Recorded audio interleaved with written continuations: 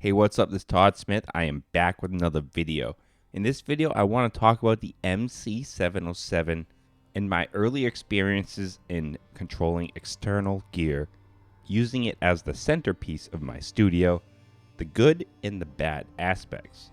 Now, without a doubt, 100%, I'll do more videos jumping into this machine, showing the workflow, talking deeper into this aspect while showing off some sounds. But right now I'm still busy exploring this machine, learning every nook and cranny, so it's going to be a little bit longer till those style videos. And there's already people getting interested in the 707 just off my early work, so I'd like to throw a little kind of talk about just the good and the bad experiences right now, so people understand what they're buying into. First, we'll jump into the good aspects of the 707 in my experience. Number one is the workflow. I mean, it's a nice TR-based Midi out system with 8 parts. Having an 8-part Midi out TR-based control system is really awesome, and it really can make it really fast and furious results. As for step recording, you can record in mode where it does not auto step, or it actually auto steps every time you hit a key.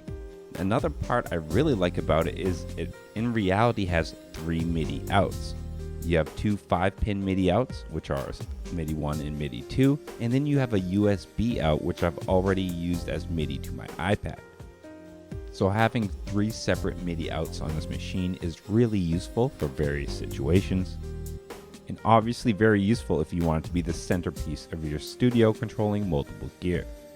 Midi 1, Midi 2, and USB can be assignable to all 8 parts.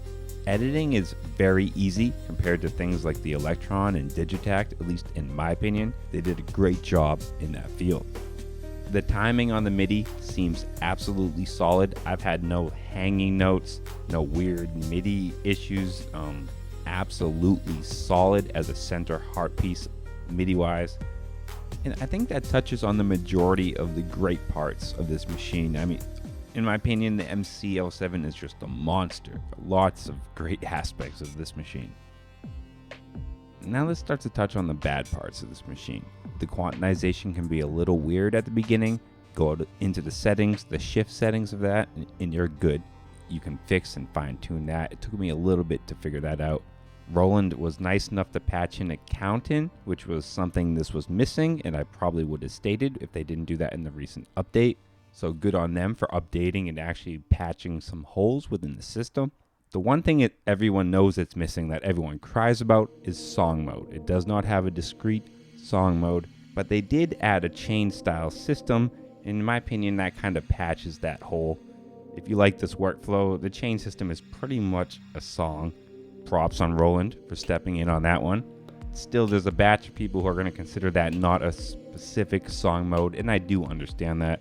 But I think there's another weak aspect of this machine that could affect some people, and they might want to know about it before they purchase this, and that's how the MIDI channels work on this machine.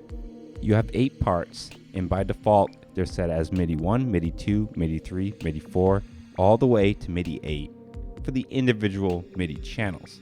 You can go into the master settings and define those 8 channels to any individual 16 MIDI channels you want, but you can't save that per project. You just gotta think ahead when you're kind of building, because it can make it a little bit difficult later on to make things work. You really need to start, building tracks so all your op6 tracks are on track 7 and all your microchord tracks are on track 5. I think that's the only aspect that's really missing from a modern workstation, that keeps it from being a workstation, because I'm pretty sure a workstation you can do that. You can have MIDI channels at different settings per project, because you have many ways to change it, whether that be in the internal settings of the master system of the MC-707.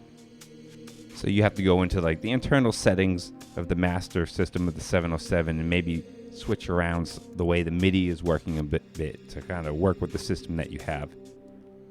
It'd be nice to, again, to be able, since you're already there and you need to do that in order to fix the situation, just save it for the project and just so you never have to do it again.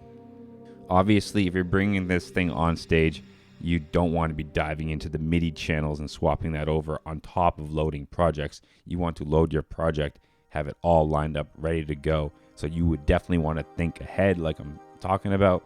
But in the studio, recording jams, recording little tracks, it doesn't hurt to jump in there, flip around a few MIDI channels, you can get it working. Just figured I'd throw that out there because there is some people jumping into this, and that might be something they don't like, and it's not really talked about too much. So I would say the song mode in that MIDI channel kind of not being able to save per project is the two weakest aspects, at least within my experience of the first 2-3 days of it as the heart of my setup.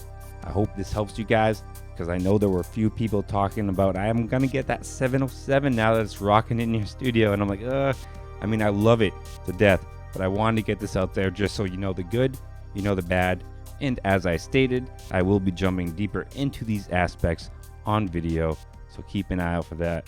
And as always, stay positive, stay creative, support each other, and peace.